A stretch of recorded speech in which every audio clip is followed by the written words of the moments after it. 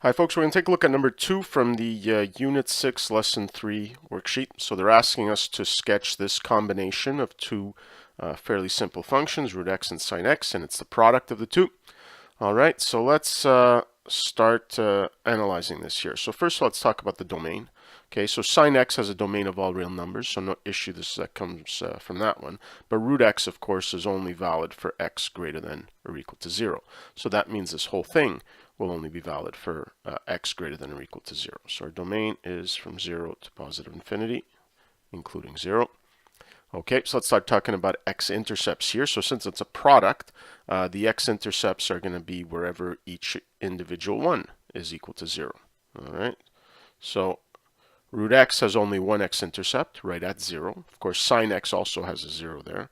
So we've got 0, and then sine x actually has infinitely many zeros. We know it's got zeros every pi units starting from 0. Now it also has x-intercepts at negative pi, negative 2 pi, which of course we're not going to consider.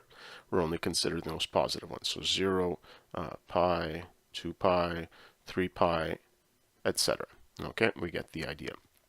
We don't have to worry about holes or asymptotes because while the domain is restricted, it's valid for every value inside this interval from 0 to positive infinity.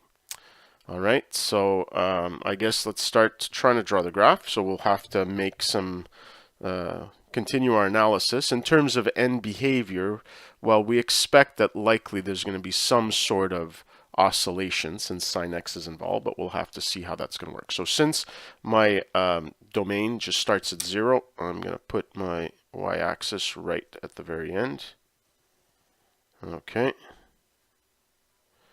And for the x-axis, well, I guess I could do some analysis first, but I figure since sine oscillates between positive and negative, it's not being squared or anything. So let's put it right in the middle. Okay, so let's get x-axis right there. And now we'll have to look at a scale. All right, so since I know my x-intercepts, which are going to be important points here, all occur at these values here, I don't think it's worth going the root of 1, 2, 3, 4 or using integers. I think I'm going to use 0, 2 pi, 3 pi, okay, as my base here. So here, let's skip one. Maybe let's make this pi over 2, pi, 3 pi over 2, 2 pi, and so forth. All right. And here for my y-axis, I guess I'll go up by 1, 2, 3, 4. 1, 2, 3, 4. Okay, and you might say, why? Well, because I'm multiplying these numbers times root x, and root x does increase over time. So chances are I probably don't want to stick with something too. Hopefully this will even be enough. We'll see how it goes. All right. So let's draw, not that this is necessary, but I'd say it would be helpful to actually draw the two functions. So I'll use the blue pen here to draw. So sine x, goes to 1 at pi over 2, and then back down to pi, and then to negative 1, 2 pi. Okay, and let's see if we need any more. We'll draw it later on. Now this is where we have to be careful when we're drawing root x, is that we don't have a nice x-axis to work with root x. So we have 0, 0 already. So by the way, let's write in our x-intercepts. We know we have x-intercepts at 0, at pi, at 2 pi. So even our combined function will have zeros there. So here what we have to think is pi over 2 is about 1.57. Okay, so 1 is going to be about 2/3 of the way. So 1, 1 is on your graph for root x, and then we need 4, 2 would be the next nice point. So this is about 3, and 3 pi over 2 is about 4.5. So again, about 2/3 of the way here. So this is going to be 2.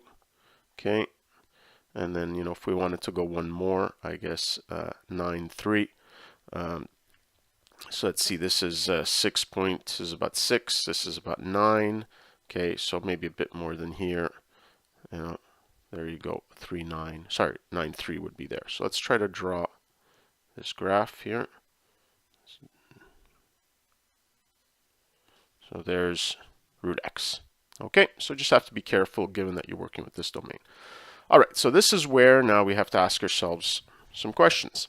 All right, how is this behaving when we're multiplying these two things? Well, first thing I want to talk about is the fact that sine x lives between -1 and 1 for most values. Okay, so let's just talk about those values where it's strictly less than 1, strictly greater than -1.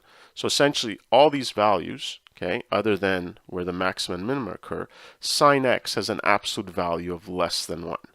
Okay, now what happens when I multiply a number by something less than 1?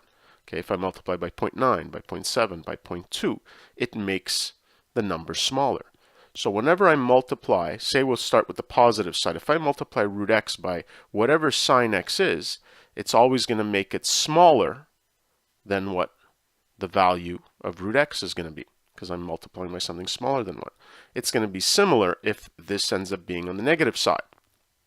Okay, I'm going to find, well, if I multiply something by -0.9, -0.7, -0.5, okay, it's going to give me a value that's going to be negative, but again, closer to 0 than whatever the value of root x is going to be. So that means that whatever my function ends up looking like, it's always going to have to be less than whatever the y values of root x are, and it's always going to have to be greater than whatever the negatives of these values are. So what I'm going to do to draw myself to help me out here is I'm also going to draw negative root x, because that's going to be what we call a lower bound on this function. So here 1 and -1, there's 1 point. Okay, here we had 4 and -2. Okay, and then here we had 3, -9 and -3. So somewhere there. So let me try to do a little switch around here, and I'm going to graph the negative. Oops, I forgot this is at 3.